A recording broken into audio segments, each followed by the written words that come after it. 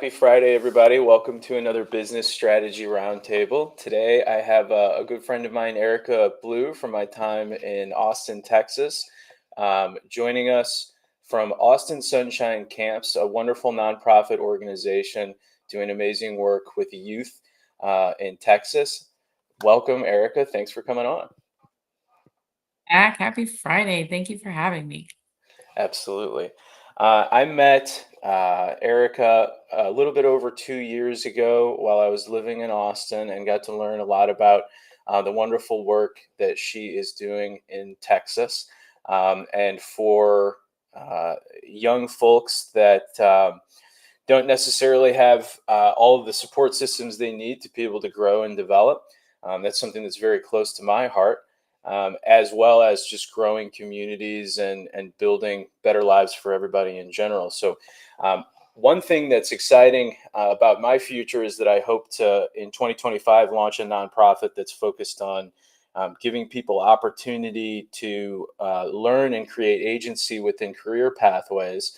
So I've been exploring and learning a lot about nonprofits, a little bit in Toledo and a little bit with Erica and a little bit on my own time. So I'm excited to dive in today and learn more about that. And we'll go ahead and start with a little bit of a look into your journey, if that sounds like a good place to start for you. You want me to just kind of tell you how I got to where I am today? I think that would be a great place for us to start. Awesome. Thanks. Well, I think you and I connected in Texas so immediately because we have similar backgrounds, which makes us so passionate about the work that we were doing together in Austin. So for me, I grew up on the southwest side of Houston in an area called Alief, where you just stayed in your little, 2 to 4 mile radius. And I literally never went to downtown Houston my whole life, even though I grew up in Houston. Everybody in Alief didn't have enough, and it wasn't something that felt like we were poor or it was out of the ordinary. It was just kind of the environment I grew up in. I had a father who is and was addicted to drugs and alcohol and spent my childhood in and out of my life and in and out of jail and prison. And, along the way, I had strangers and organizations who, reached out a hand and helped me. I had a really pivotal one of those things was having a really pivotal summer camp experience in between sixth and seventh grade that it plucked me out of the fishbowl that I lived in. And what I tell people is that it felt like I got dropped into the great big ocean and my worldview, blew up in that week at summer camp. And I got really curious and it lit a fire inside of me that made me really excited to see what else was out there and other ways that people were living and to really go explore. And so that's ultimately what brought me to Austin Sunshine Camps. But there was a lengthy journey and path to get there.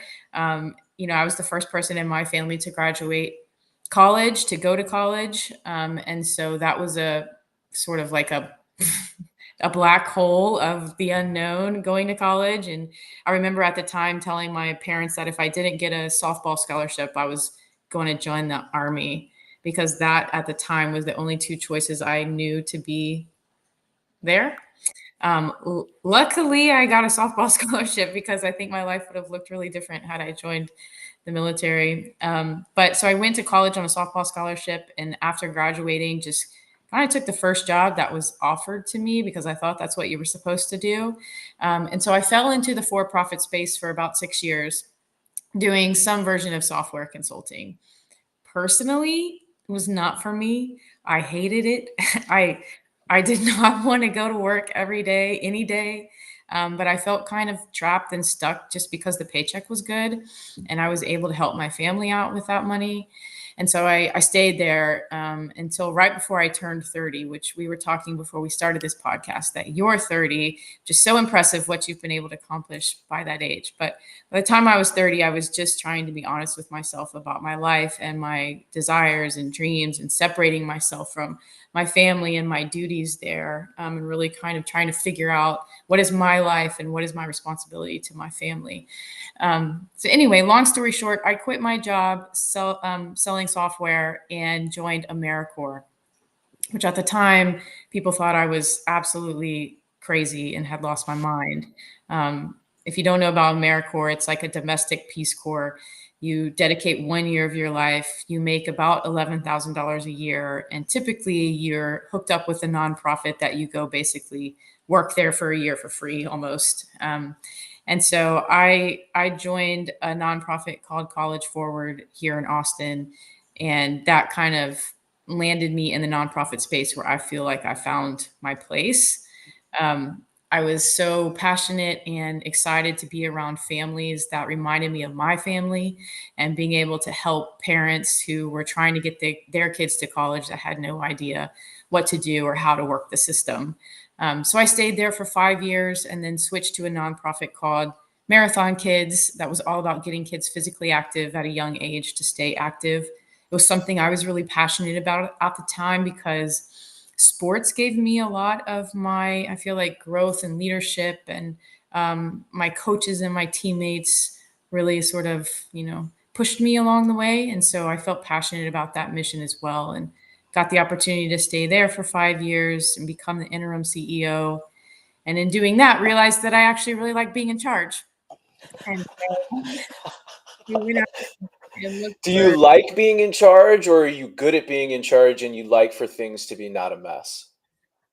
I think if we're being honest, Zach, I probably am. I'm the oldest of four kids. I'm bossy Oh, by nature. I like to be in control. That's probably the truth if we're being honest. fair enough. Um, but at the time, I didn't think that I knew enough about the financial side of nonprofits to be able to be a CEO. And when I was forced to be the interim CEO, I realized that it wasn't rocket science. I could figure it out. And so felt a little more confident in myself after having been forced into the position. So anyway, then I applied for this job, and when I learned more about the mission of Austin Sunshine Camps, which is where I am now, and I was able to relate that back to that pivotal experience I had in between sixth and seventh grade, I was immediately like, okay, I feel sorry for the competition because I'm about to get this job because this is where I'm supposed to be. So I've been here for the past January will be 7 years, so almost 7 years at Austin Sunshine Camps. So I've been serving in the nonprofit space for almost 17 years now. And I've really learned a lot and done a lot and been at a lot of cool places under a lot of cool leaders, getting to achieve a lot of cool missions, partnering with a lot of organizations and companies and people along the way. And just, it's always humbling and an honor to be able to feel like I'm giving back in some way to the people that helped me along the way, and to be able to do things that feel like I'm contributing to a greater good. Yeah. When we Yeah. first met, I think I was in an audience for it was either like an introduction, maybe like a 10 or 15 minute talking about. I think it was actually YMBL meeting Austin Sunshine Camps for the first time. So getting kind of an introduction into um, what the mission is and what is being done, and um, what really touched me very quickly when you were speaking, and you mentioned it in the beginning of your story, was how other people helped you and how it felt normal, the situation that you were in. I think you said you were in a outside of Houston. I think it was a loft. Did I get that right? A-Leaf is A is the leaf. area. Yeah. And you said everybody in the community didn't quite have enough, but that's was normal. And for me growing up, it was a similar situation. I only knew what I knew inside my home. I didn't know what the experience was in other people's homes, and it felt normal because it was what it was.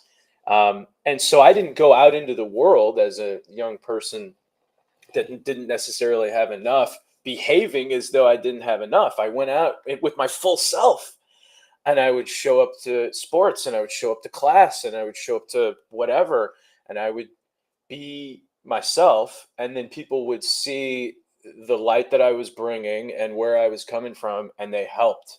And they gave me the extra, and they had the tough conversations, and they were patient with me.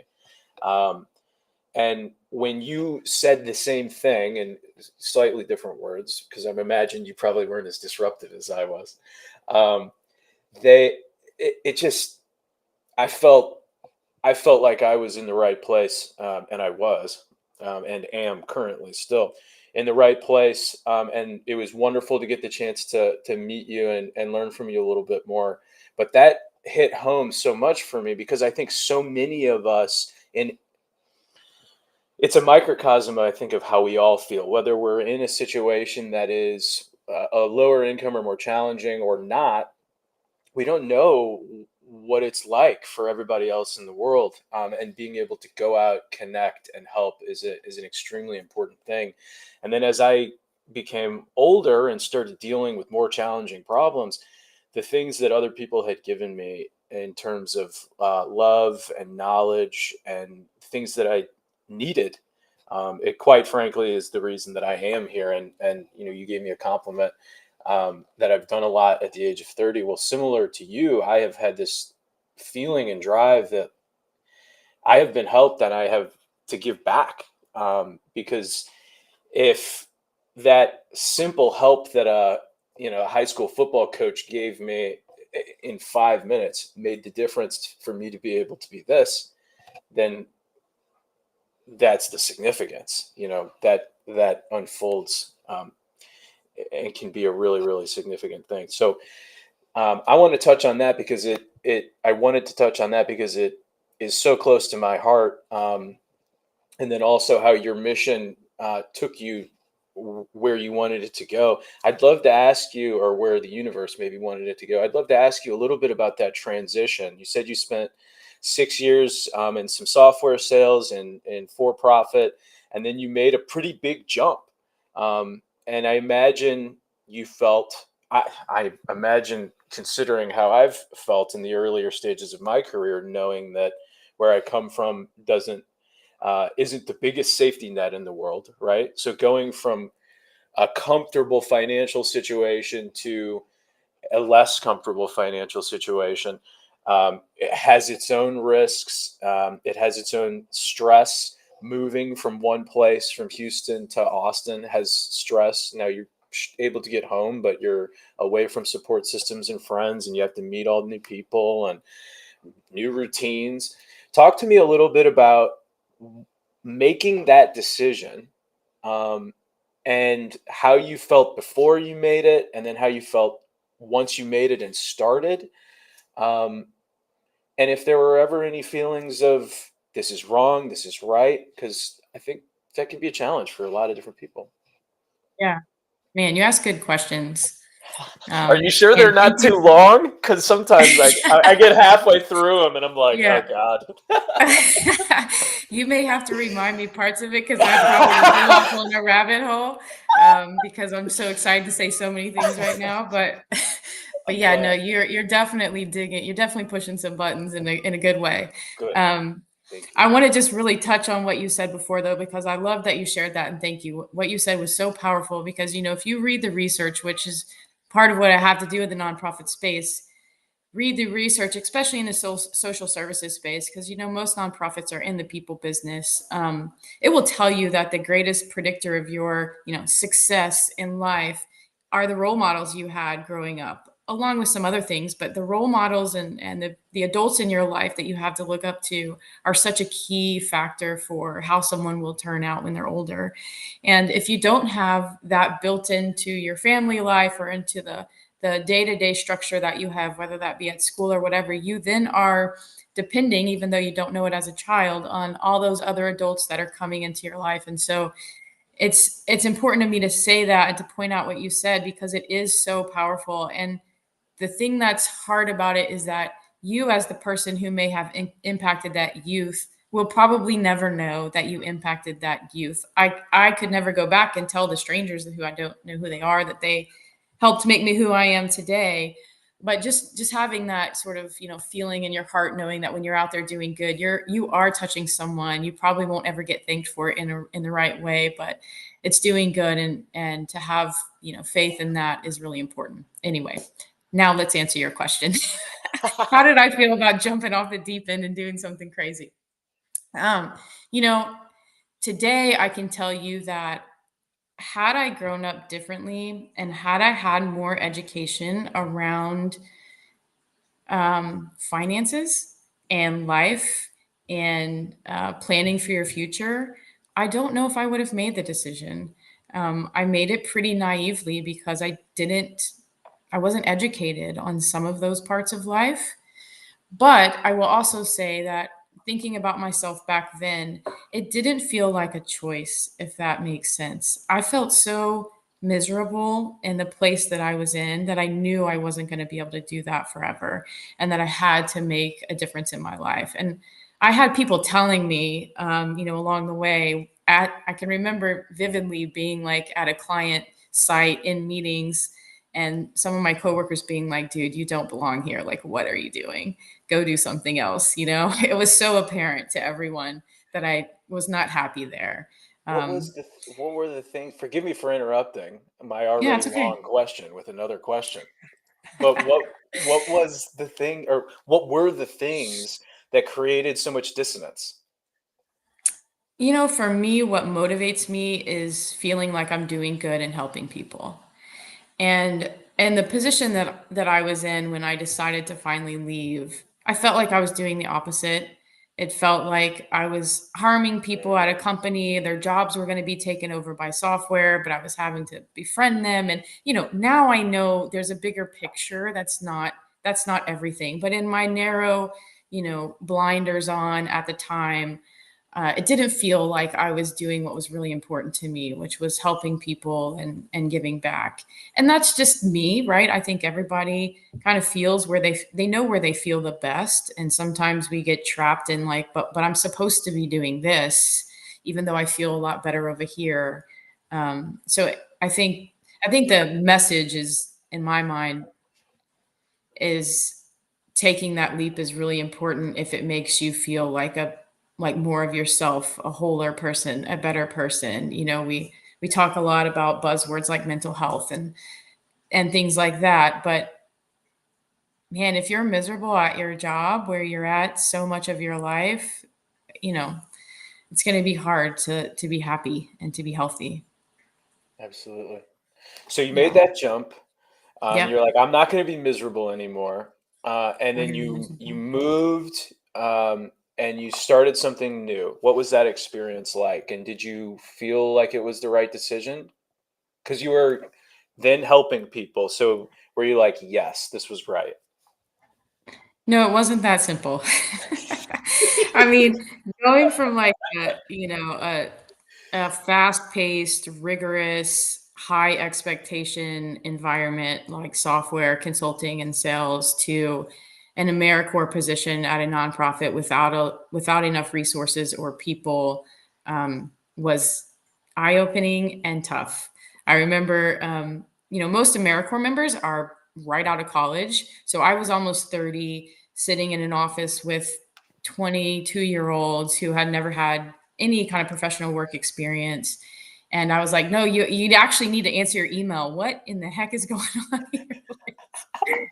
I felt very frustrated those first few years, but like any system, once you start to understand it and you start to realize how you can have an impact on it and how you can make it better, I feel like it was so beneficial to have those 6 years in the for-profit world because it taught me a whole lot about work ethic and expectations and how teams work together, and being able to bring that to the nonprofit space, I think helped me, The climb the ladder. structure. Yeah, exactly. It just helped kind of, and that's why I'm so passionate about public-private partnerships because we have so much to give to each other, and I just have had the luxury of being on both sides of the fence and seeing it from both perspectives. So, And you know how to talk to both sides, and you know what both sides need, which is, I think, unique. I like to talk. So, not to, I'm going to make this a quick tangent. In what TriUnity does, I spend a lot of time talking to small business owners about how to scale their businesses. And typically, they don't immediately know how to do it because they became small business owners because they love what they do in their small business, not because they love business. They love baking. They don't love the business of necessarily running a baker. Maybe they do, but they have to learn it, right? mhm. Many nonprofit um, I don't want to say owners. I don't know what the right thing to say is. Leaders. Leaders, that is the right thing. Many Mhm. nonprofit leaders become nonprofit leaders because of the mission, not because they were the oldest sister of a family of four and are extremely good at charging everybody Bossy. forward. You can say it. It's okay. So that I think lends. I know it lends as a valuable strength for me, and I think it probably does for you as well. Having that perspective on, hey, like there's running the organization, and then there's the mission, and those two things um, have to figure out how to work together because that's how things are going to be most productive. Is if they do figure out how to work together. So I think that's awesome. You ultimately were able to marry your I guess the thing that really opened your eyes, you said, to what's possible, your camp experience with what you do professionally, which I think is something people should strive for, because I think that is what will lead to highly fulfilled lives and people being engaged. And when you're engaged, you produce the most, and then when you're happy around people because you're engaged, they're happy. So I think it's good for the world. Um, can you talk a little bit about the journey from having your eyes opened to how things could be different, and going to uh, the camp and seeing different types of people? I think you said it was like going from a pond to the ocean and seeing like, oh my God, it's so much more than what I realized. Can you Mhm. talk about going from that experience, and then once you were in nonprofit, did you try to get to like a camp style experience, or do you feel like it just happened? Um, I'd love to hear you talk a little bit about that, and then we'll transition into how you can make a difference with your local nonprofits if you're in the private sector. Yeah, I mean, my journey in seeing the world through different eyes, I think it's not it's probably not uncommon to most people. We all live in a bubble in some way, some of us more than others because of our circumstances, some of us more than others because of our interests, but in some aspect of your life, you probably live in a bubble. And when that bubble is burst, um, it is jarring, I mean, I think it's it's confusing and it's mind-blowing and it's interesting, and for me, it just sparked a curiosity in me that got me really excited to go find out what else was out there, and just realizing that in my space, at where I was growing up, in my school district, in my family, like that was not something that we talked about. It wasn't something people strive to go find out more about. It's like, we all live here, we're going to stay here, this is our life. And when I found out that there was another option, it just got me super curious and excited. I've always felt like a studier of people. I love to watch people and observe people and figure out why they're doing what they're doing. It used to really embarrass my mom in the grocery store when I was a little child, and just staring at people behind us in the grocery store line without smiling.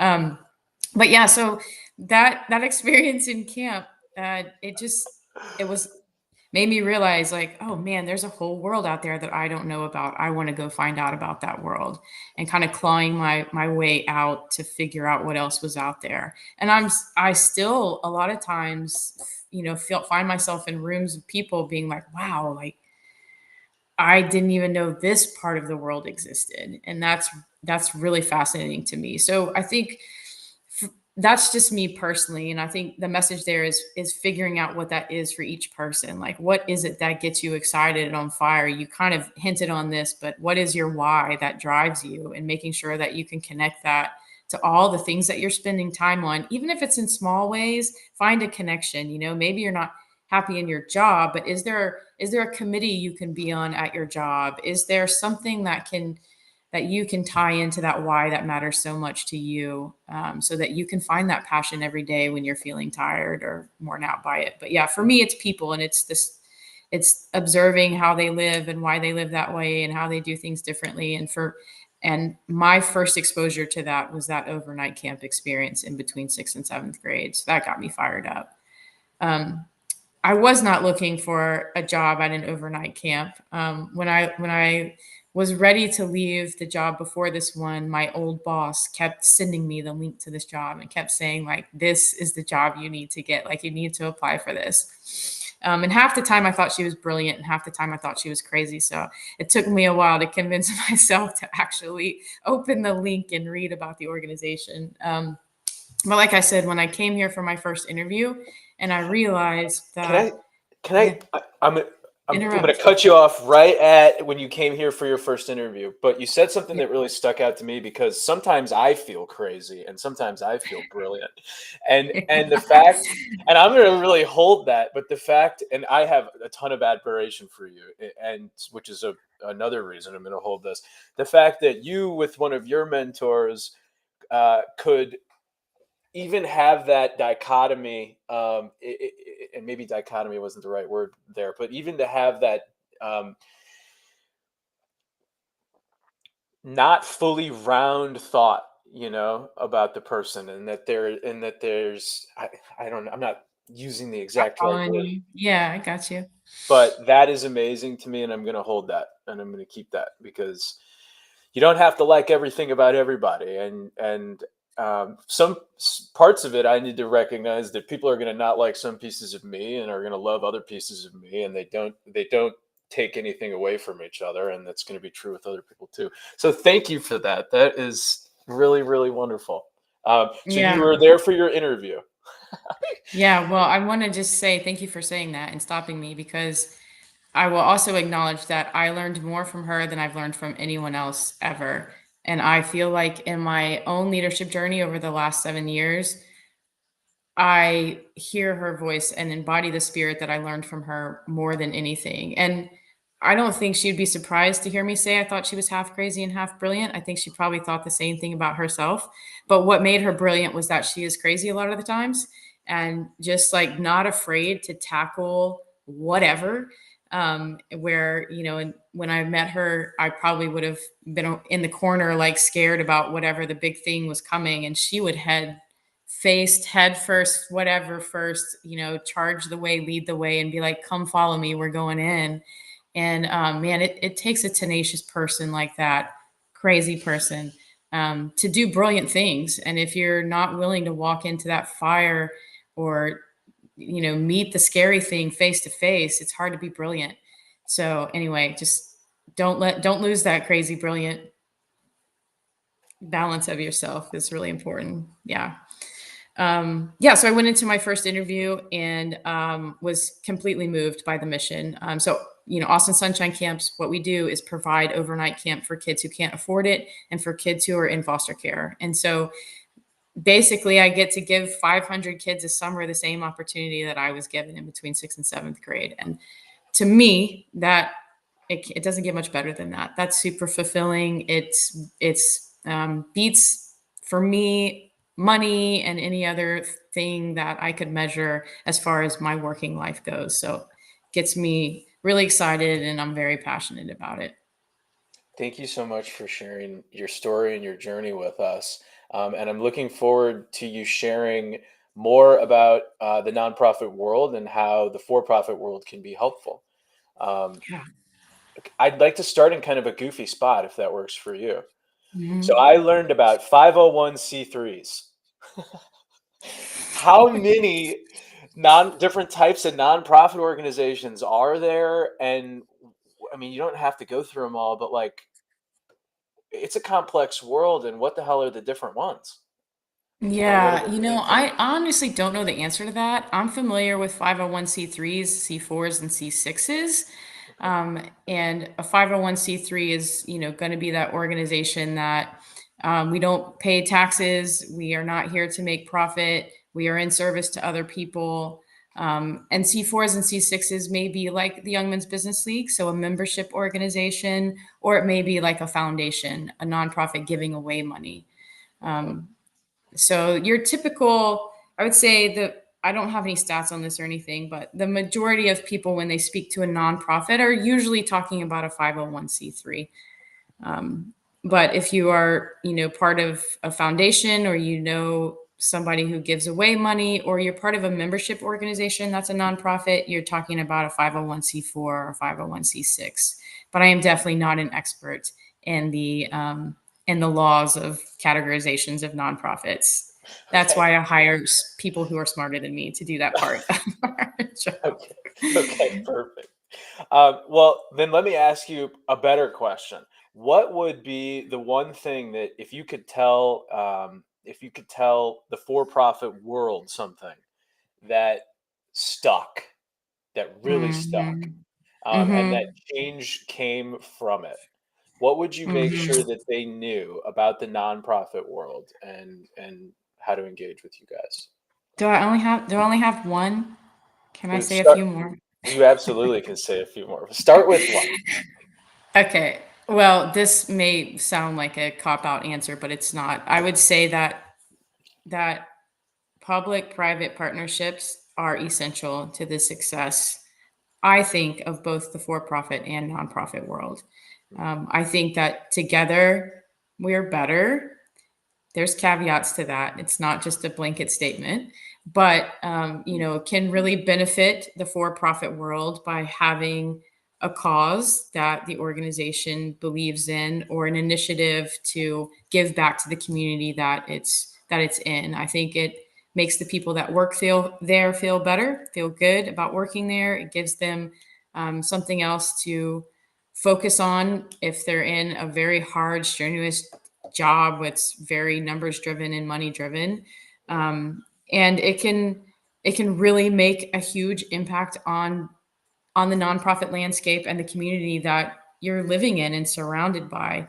And from the nonprofit perspective, I mean, you and I have talked about this plenty of times before. We don't have enough money. We don't have enough resources, and we're expected to achieve really big missions and move the needle on some really big issues in the world.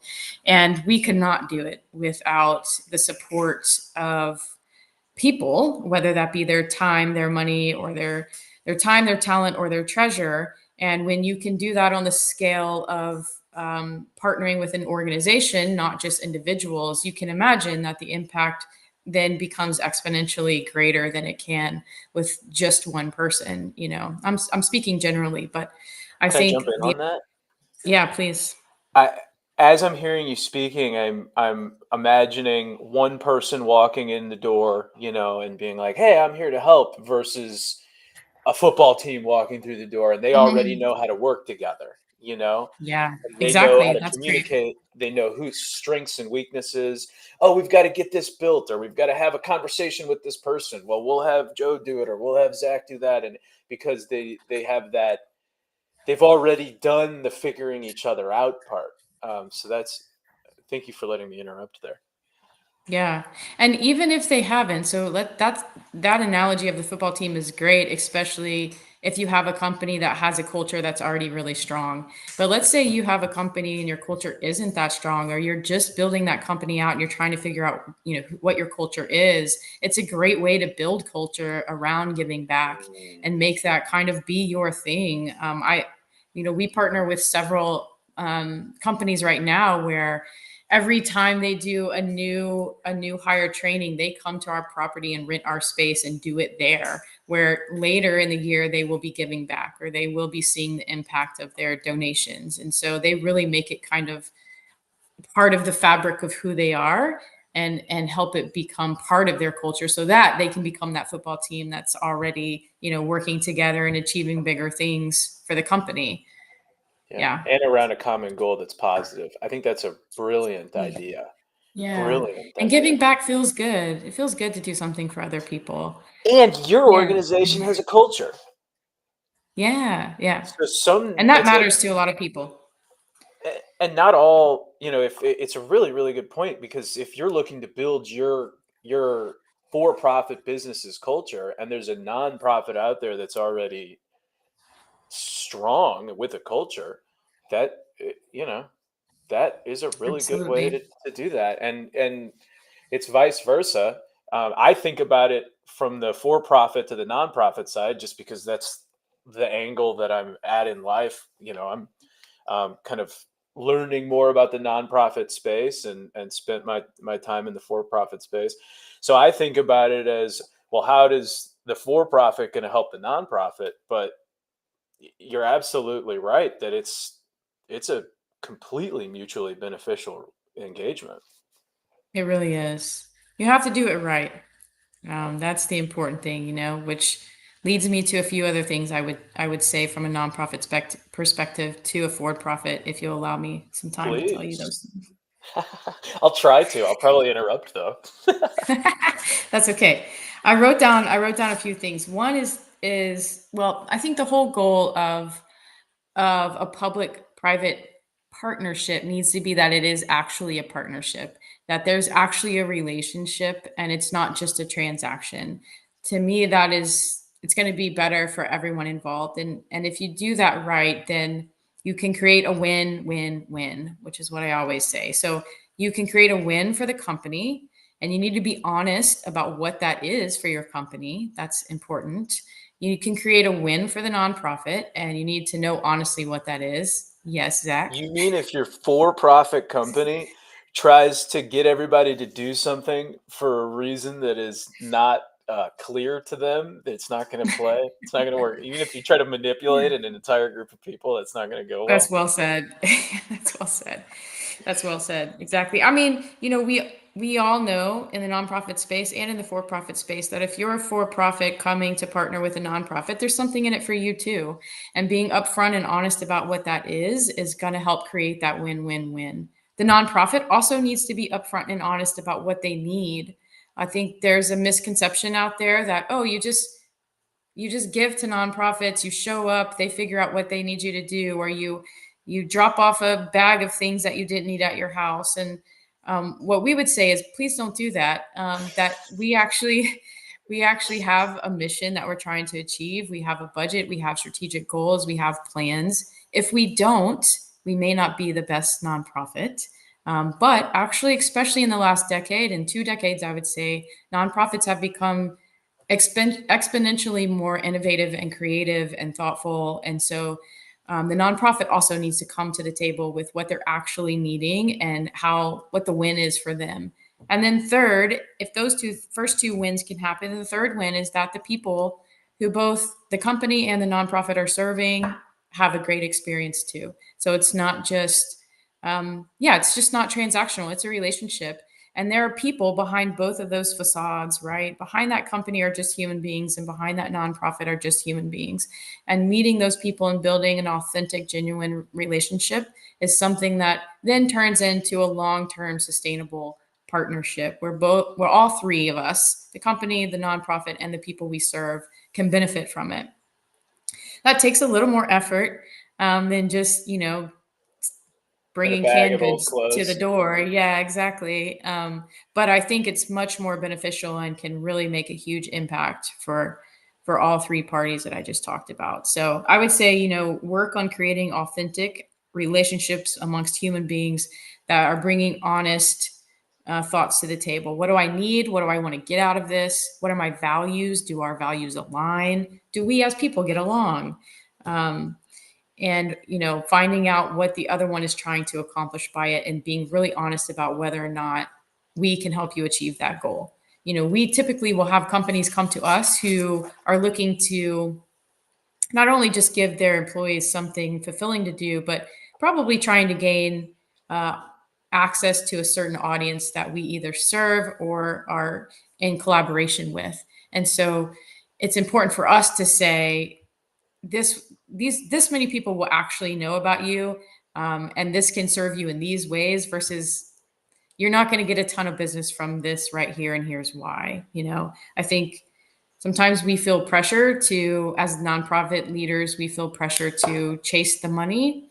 But I would encourage folks in the business world to find nonprofits that aren't chasing the money, and that have, bless you, Thank you. that have a real desire to find authentic partnerships that benefit everyone. Does that make sense? It absolutely makes sense. How would you, man? So I've done a lot of interviewing in my life because as the interviewer, because when I was in college, I was really fortunate to work with a startup called Hooked, and they had me support them in creating an intern program. So at the age of 20, I started doing interviews really, really regularly. And then I worked in the restaurant industry and I did interviews really, really regularly. And I taught people to interview. And I'm sure you're like, well, where the hell is he going with this? And here's where I'm going with this. I don't know if most nonprofits have somebody that's really able to gauge what the intentions or goals of the other organization is. And if you were to give a piece of advice to leaders in the nonprofit space, because you're highly equipped here to be able to read other people and to be able to make a good judgment call on what somebody's intentions are, what somebody's goals are, how would you advise your fellow nonprofit leaders in being able to make good decisions here? Because you can really, who you align with, to your earlier point, makes a major difference in how the mission either A moves forward or B is received. So I think that's important, and I'd love to hear your thoughts on that. Well, we have built a corporate engagement program. It sounds really fancy, but it's not. It's really simple. And the first thing we did is document what we have to offer. What can we bring to the table when it comes to partnering with a for-profit company? What audiences do we have access to? What events could they sponsor? Um, Basically documentation of all of that. And then the first thing we do when we meet a company is we interview them.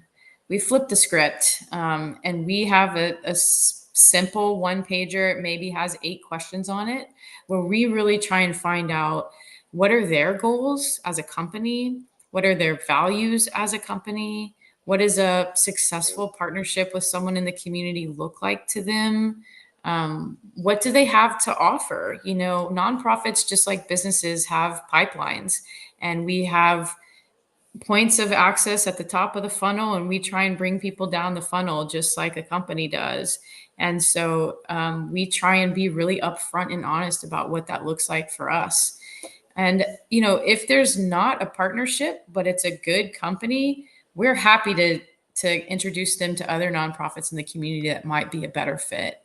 And it's getting away from this scarcity mindset that a lot of us nonprofit leaders are in, and you Mhm. know, moving forward with kind of more of an abundance mindset and more of a collaboration. Doesn't mean that I'm going to get choked out of funds. It means that good things will come to me later because I'm putting good things into the world, you know. And sometimes that's really scary, especially if you're in a place where, you know, you're worried about making payroll. Like, but depending on where you are in your life cycle and all of that, I think it's just in the long run, it's so much healthier, it's so much better, and it's so much more sustainable, which in the nonprofit world, that is key, right? We do not want to be having to go raise our operating budget every single year without knowing where any of it is coming from. So if we can create a sustainable multi-year partnership, it's like gold. And I don't know if you ever do this, Zach, but I'll just throw this out there. I'm happy to share any of that stuff with anybody who reaches out to me. You can share my contact information, and I will email you all the things I just mentioned. It because, like I said, it's not rocket science. It's pretty simple. That means a lot that you're willing to do that. To me and anybody that I ultimately cross paths with, and I'm sure I know all the folks that I do ultimately point your way will be really grateful. Um, so I did interrupt you with a question there. Are there other things that you would want to make sure that the nonprofit and the for-profit worlds know more about each other? I know you had a list. Yeah, no, I think I've touched on it all. You know, again, just repeating myself. It's all about creating that win-win-win scenario, and I think that you do that by having really honest, transparent, genuine relationships where you truly find out about the other organization. You make sure that the people at both align, that the values at both align, and that you have something to bring to the table for each other. And if you don't, it's okay to say no. Like, thank you. No. Yeah. Here Absolutely. now, for us in the nonprofit world, the win is that you're just another company that knows we exist, and that's great for us. And maybe vice versa. You never know where that might lead someday. So Yeah. there's really no loss in getting to know about each other and saying, I don't think this is a match here, but I'll keep you in mind if I come across anyone else that is looking for the same things you're looking for. Absolutely. Yeah, and What? I'll say one more thing, Zach. Sorry, I'm No, thinking about please. our partnerships, and they started so small. It was like one guy with his real estate business wanting to make a difference and wanting it to be part of his culture as he grew the business. And that may look like, a $2,000 check from his company, and maybe he volunteered sometime, over summer camp. And now, years later, as he's successful, he gives more to us and we're more successful. And so I think starting small is totally fine. You never know what kind of seed you're planting, and don't think it has to be some huge, like, oh, this is something we need to write an article about. Like, no, it can be tiny, and you can start tiny and build over time, and that's awesome. I love that, and that leads me actually perfectly into the question I was going to ask, which is, what advice do you have for people that are contemplating charging forward on a nonprofit mission, and maybe they're thinking about starting a nonprofit for the first time, um, which I actually is me. So what would you say to somebody like me that's gonna take those first few steps and maybe has clear idea, like in my case, or maybe has a clear mission, like in some other folks' case? What would you recommend, or what pieces of advice would you give for the first few steps? Yeah, I would say first, thank you for caring enough about your endeavor to go try and do something out there as bold as starting a nonprofit, to not make yourself any money, but to do it just because you care. Thank you.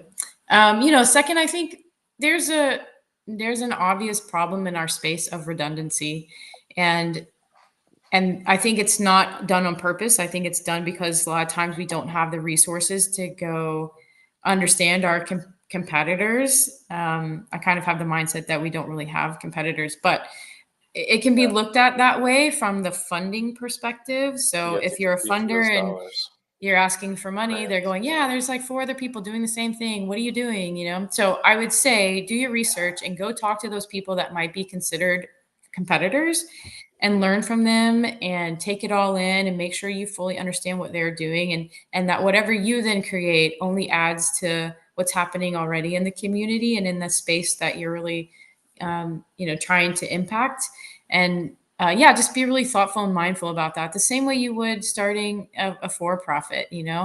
It sometimes seems like they're so different, but having been in both worlds, they're not all that different. The only difference is one is trying to make money and one is trying to move the needle on a mission, right? But if you just think of that needle on that mission as money, then the same concepts apply. And I think the concepts so well from the for-profit world can really lend themselves well to the nonprofit world, and including how you would start a business, right? You would go find your competitors and see what they're doing and make sure that you know who they are. Keep those enemies closer. Yeah. um, yeah, so that would be my first piece of advice. Don't be redundant and do your homework. Make sure that you're adding instead of depleting resources from a nonprofit that's already struggling. That's a great look in, for a number of different reasons. One, don't start the mission in a way that you're walking down the wrong path, but then don't make the mission more challenging for the other people that are working the mission. And if you do that homework ahead of time, then um, you can probably be more productive more quickly. Um, or find an important niche, or find a way to work together with somebody. How do you do that due diligence? Where are some of the places you can find information about nonprofits? Is there like a special nonprofit hub? No, there's not. I mean, luckily, we live in a day and time where you can find anything on the internet. So ChatGPT, I I, guess. yeah, exactly. I think just yeah, whatever your nonprofit is going to be about, find out who the players are in that space start in your local community, right? And I would talk to both the people in those in nonprofits that are similar and or around the area that you're trying to impact, and also the funders. Who are the companies and who are the foundations out there who are giving grants or donating time, talent, and money to that cause? And go talk to those people, have coffees with them, learn about the space, the same way you would if you're trying to figure out what your next job in the for-profit space is going to be. You're going to talk to all the key players who are making an impact in the thing that you're good at. The same thing is true for nonprofits. You're going to learn a whole lot if you go do 5 to 10 coffees with the people playing around that space right now. You're going to learn a whole lot. Awesome. Well, Yeah. Erica, I don't have any more questions, and we're coming close to the end of the hour. What I'd love to do with the rest of the time is if you could tell people, you mentioned it at the top, but if you could again say what Austin Sunshine Camps does and their mission, and if you could tell people if they want to be supportive to your mission, how they could go about um, getting in contact with you, and if you've got anything else that you'd like to highlight before we go into the afternoon of our Friday, Friday. please feel Yay. free. Well, Zach, I want to genuinely thank you. From the moment I met you, have felt a awesome connection with you, and I think it's because you're such a passionate, genuine person. And I want to commend you for all of the scary, crazy, brilliant things that you just take off and go do. It's been really awesome to get to watch, and I appreciate you staying in touch and inviting me on here. It's always so lovely to talk to you. So thank you for doing this, and thank you for what you're doing in the community already. I really look up to you and admire what you're doing. Um, Austin Sunshine Camps provides the magic of overnight camp without the barrier of cost. We are one of the only camps in the country that is accredited serving the kids that we serve. And there's a huge need out there. And so I just want to say here, while I have the opportunity, that one of our strategic goals is to grow and to expand. So if you're somebody who's excited about doing what we're doing, you need to call me and we need to talk. But you can find out more about us at www.sunshinecamps.org. You can donate, you can sign up for our newsletter, you can learn a little bit more about our mission and how we make it come to life. Awesome. Any final thoughts? Thank you. Have a great weekend of rest. Rest this weekend. That's my final thought. I'm going to do my best. I'm going to rest.